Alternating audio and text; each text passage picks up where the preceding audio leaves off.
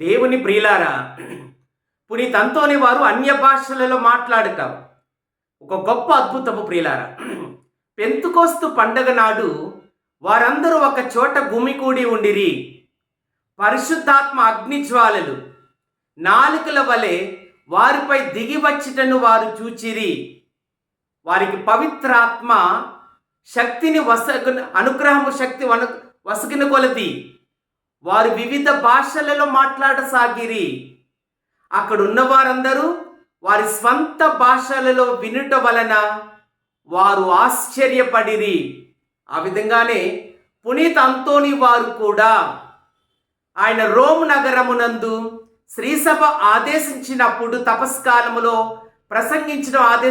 ఆజ్ఞాపించినప్పుడు వారు మాట్లాడుచుండగా వివిధ ప్రాంతముల వారు, భాషల వాళ్ళు వాళ్ళ స్వంత భాషలలో వినగలిగి వారి మహాశక్తి, వారి వ్యక్తిత్వము, వారి పవిత్రత గ్రహించేవారు.